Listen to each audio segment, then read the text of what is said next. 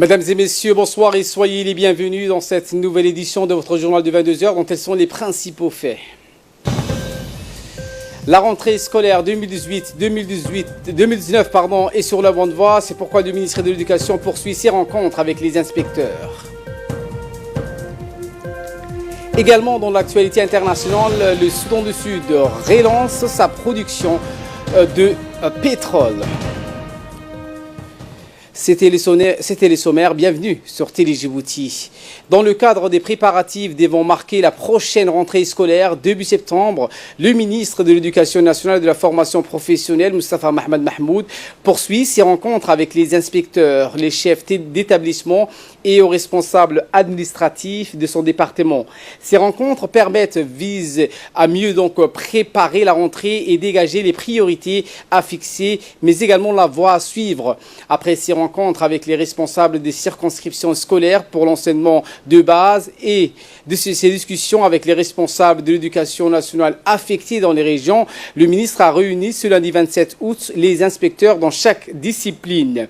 Il leur a dévoilé le contenu de sa lettre de cadrage des missions spécifiques assignées à chacun de ces responsables pédagogiques.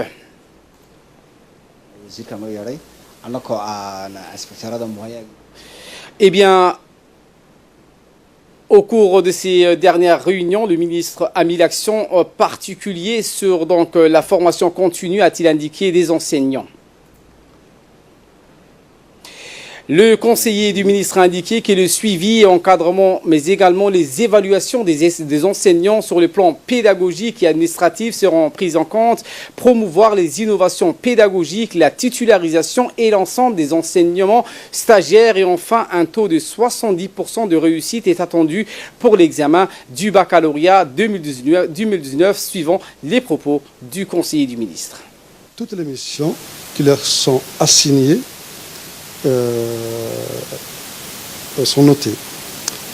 Et cette lettre d'émission est spécifique à chacun parce que la réalité, les besoins, les attentes varient selon les endroits, selon les matières enseignées.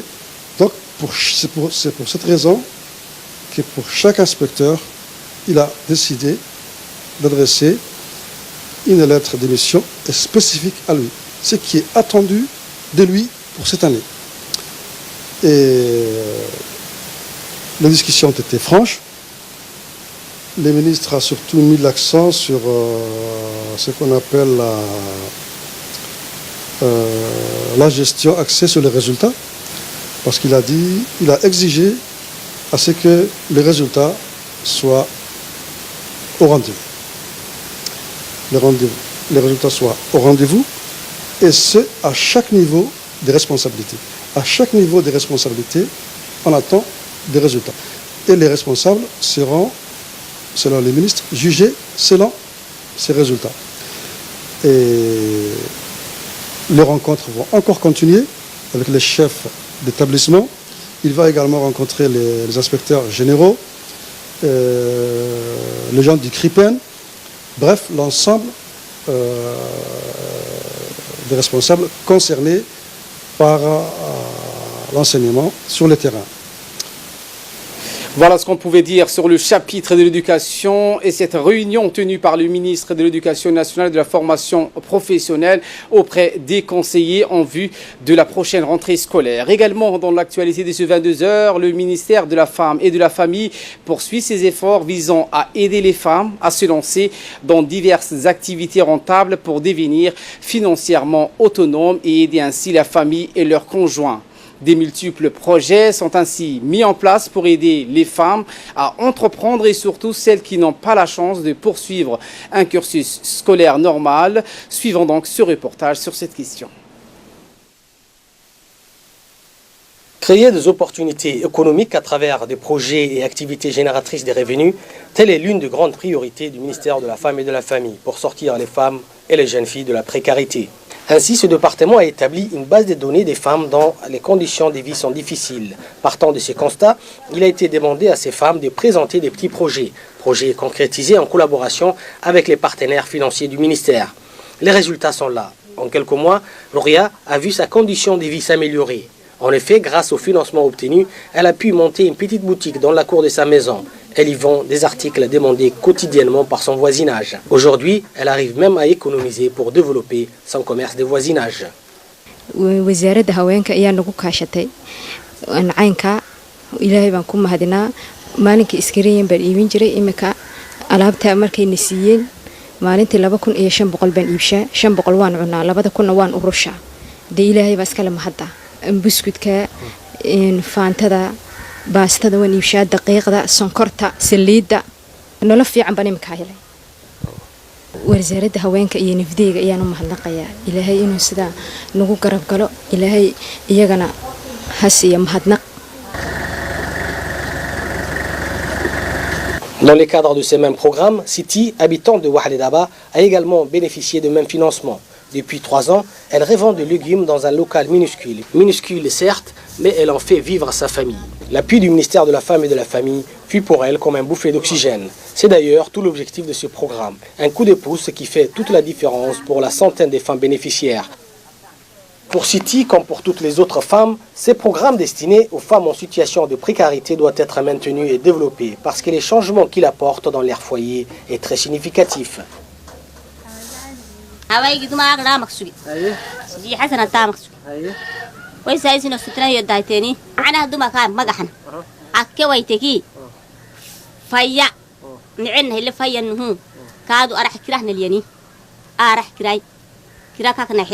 نيني نخمه دايره نولك كنحي وسنترين هدايتني كاد فايني هاي وعد كاد دقوم بسو يدن هو كاد دقوم قبل هبل فنها ما يتوكيني كاد يدتها منها كالفويه كمان. Le programme d'aide aux femmes en situation de précarité concerne aussi bien Djibouti-Ville, les chefs-lieux des régions de l'intérieur, que les zones rurales. Objectif final, lutte contre la précarité, autonomisation et diminuer les inégalités de genre. Justement, dans les régions de l'intérieur, des centres de regroupement et des formations destinées aux femmes se créent un peu partout dans la capitale et les régions de l'intérieur afin de donner cette dynamique à ce processus d'autonomisation financière des femmes. Et voilà qui nous ramène de parler de ces 2 centres qui viennent donc d'ouvrir leurs portes au nord du pays à Tajora et au sud à Ali Sabié. Explication.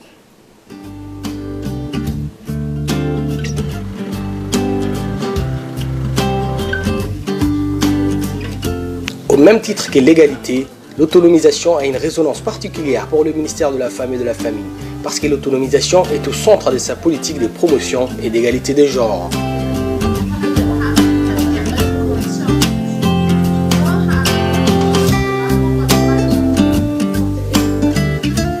Pour réduire l'écart, le ministère de la Femme et de la Famille a mis sur pied des centres d'aide sociale, ou centres d'autonomisation des femmes dans les régions de l'intérieur.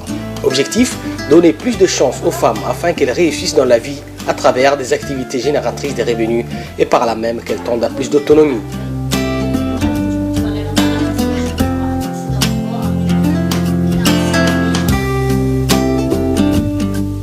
Ces centres flambant neufs sont inédits dans les régions de l'intérieur et font également office de représentation du ministère au niveau des différentes régions du pays.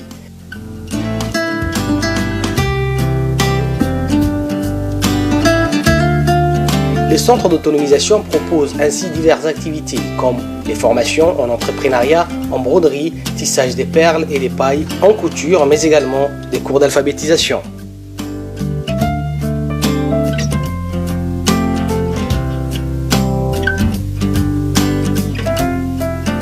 waxaan horta u mahadnaqayaa wasaaradda haweenka ee xagga nooga furtay siyaaj aan markaas baahideeda cala Djibouti aan la tigi jirnay wasaaradda haweenka tiginay waxaan nahay dhalinyaradii wadanka wax ka soo baan magaaladan wax ka baratay hadaan dawladda shaqo ka weyn waxaan doonaynaa inaan shaqo abuur sameysano oo kaligiin anagu ismaamulno inkastoo dawladdu maanta saatiiqay tahay marka farmaaso baan u baahanahay wasaaradda haweenka qaqan qabata farmaasoyaal badan bay noo qabatay khaasatan iminka waxaan sameeynaa farmaasoga entrepreneur shirkadaada kaliga u maamulinahay sayo elida feita sayo garil sirit tari haytin harakai sarrakadunai makinani kadu gabu tamsisa wusaran hagbili taamita tod dugun wa habti. Le ministère de la Femme et de la Famille accorde une attention particulière aux projets destinés à rendre les femmes plus autonomes économiquement. C'est d'ailleurs tout l'esprit de la création de ces centres d'autonomisation qui visent principalement à diminuer la vulnérabilité et les discriminations envers les femmes des régions de l'intérieur. Plus spécifiquement, ces centres ont pour objectif de contribuer à l'autonomisation des femmes djiboutiennes en leur fournissant les outils nécessaires pour accroître leurs compétences professionnelles et personnelles et les encourager à créer des activités génératrices de revenus qui leur permettraient d'être plus autonomes dans leur vie.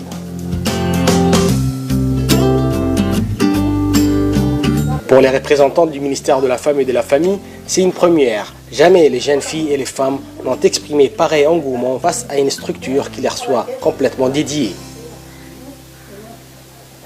Il a pour activité la sensibilisation, l'apprentissage, la formation, l'alphabétisation et l'insertion socio-économique de la femme à travers des dons de matériel et à travers aussi dons de crédit pour démarrer la petite activité génératrice de revenus.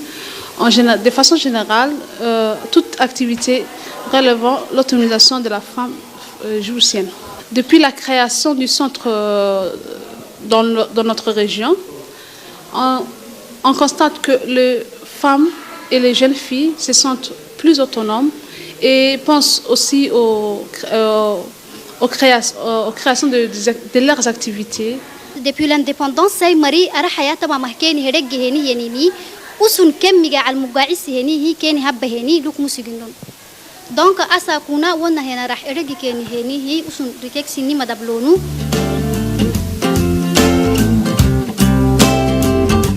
C'est ainsi que pour la première fois, des centres d'autonomisation sont créés au niveau des régions de l'intérieur du pays. Et toujours les mêmes mots d'ordre, autonomisation et égalité de genre.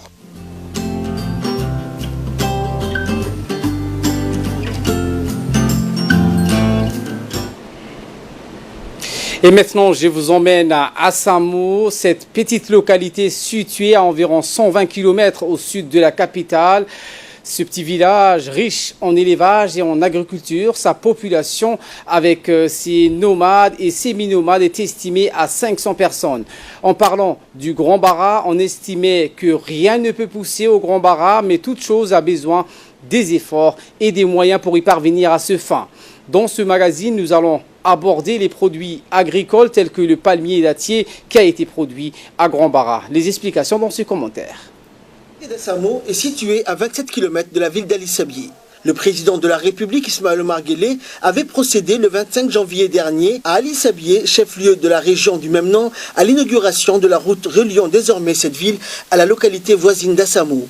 Cette inauguration fait suite aux nombreuses doléances exprimées par la population de cette localité. Cette nouvelle route, un tronçon bitumé d'environ 25 km, contribuera significativement au désenclavement de la localité d'Assamo, fief agricole indiscutable dont les habitants peinaient jusqu'alors à commencer et à échanger convenablement, faute d'infrastructures routières viables avec la ville voisine d'Ali Sabié et partant de là avec le reste du pays. Outre la possibilité d'écouler désormais rapidement leurs récoltes en fruits et légumes, spécificité économique de cette localité, la ville d'Assamo s'ouvre également avec la réalisation de ce nouvel tronçon routier à la perspective de développement un nombre important d'autres projets économiques.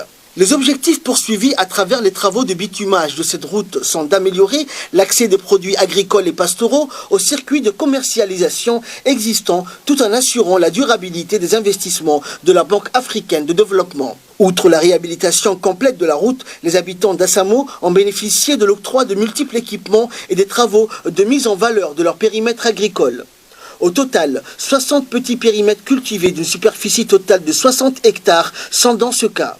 Leurs propriétaires ont bénéficié des constructions d'une station de conditionnement des produits agricoles, de 32 réservoirs d'eau d'une capacité de 32 mètres cubes, de capacité de 15 réservoirs d'eau de 50 mètres cubes, de la réalisation et de la réhabilitation de 47 puits cimentés, des installations de 30 pompes solaires adaptées aux conditions climatiques extrêmes, allant de pair avec la mise en place de 10 kits d'arrosage de goutte à goutte et de 10 serres. La localité de Assamo peut désormais bénéficier pleinement de sa production agricole. Cependant, d'autres localités de la région se lancent dans la production agro-pastorale.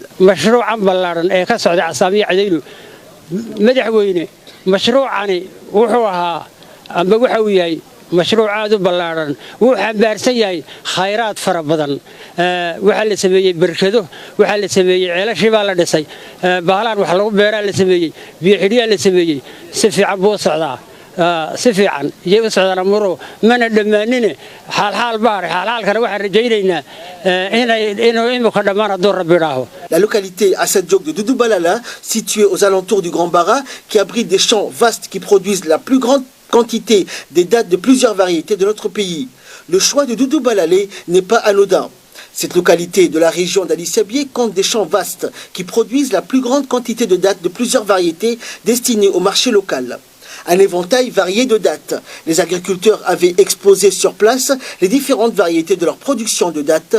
Leur stand était rempli de dattes de toutes les couleurs et de toutes les tailles. Un fruit miracle dont les vertus alimentaires sont mentionnées dans tous les livres saints. Le palmier dattier est l'image même de l'opulence et donc de la générosité divine. Le Saint-Coran évoque à son propos, ici et là, un vocabulaire très riche qui renvoie aux emplois multiples que l'on peut faire des différentes parties constituées du palmier.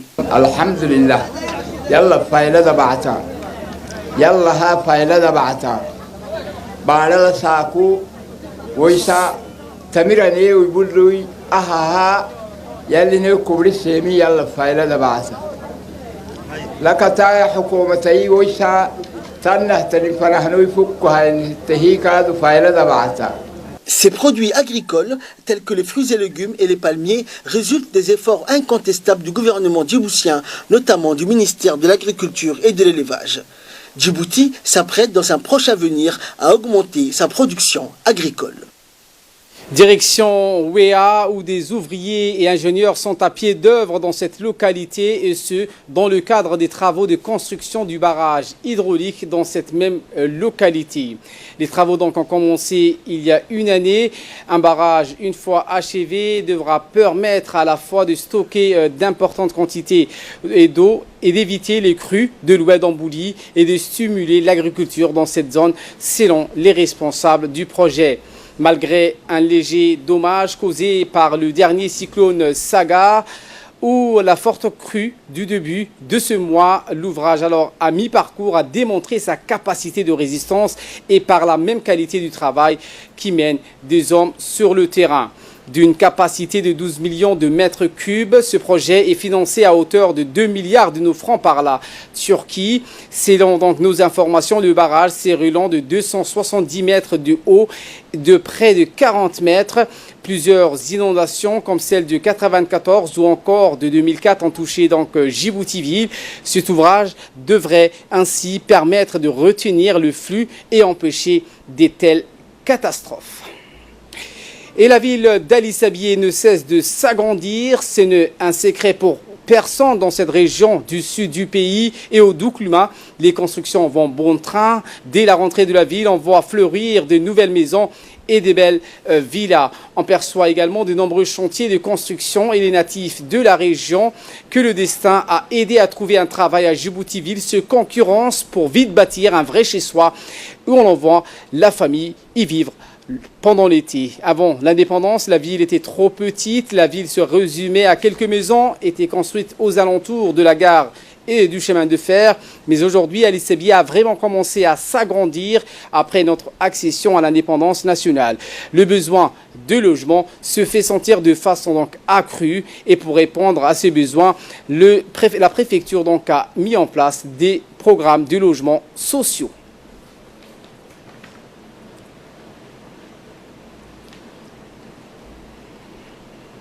Retour à la capitale où les ruelles pavées connaissent de nos jours des dégradations qui interpellent la conscience de tout bon citoyen. C'est le cas du quartier 7 de la capitale où deux grandes avenues, en l'occurrence les avenues numéro 28 et 29, ont été donc pavées en 2012. 6 ans après, l'état de ces pavés a totalement changé le beau paysage que reflétait donc le revêtement des pavés qui a presque disparu ou donc à des comportements de Djiboutien. En effet, ces détériorations sont dues bien évidemment à l'érosion dans les eaux usées des ménages au sel des pluies, où sont donc les causes principales, bien sûr. Il y a aussi le manque d'entretien de la part des services compétents, surtout quand nous savons tout ce qui a donc été réalisé dans le cadre de ce projet de développement urbain qui implique des coûts assez conséquents. Pour veiller à ces ouvrages, la balle est dans le camp de la conscience collective, c'est-à-dire les Djiboutiens. Chaque concitoyen de ce quartier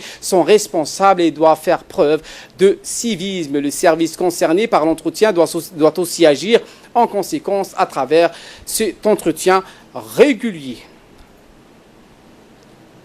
Nécrologie pour clore l'actualité nationale.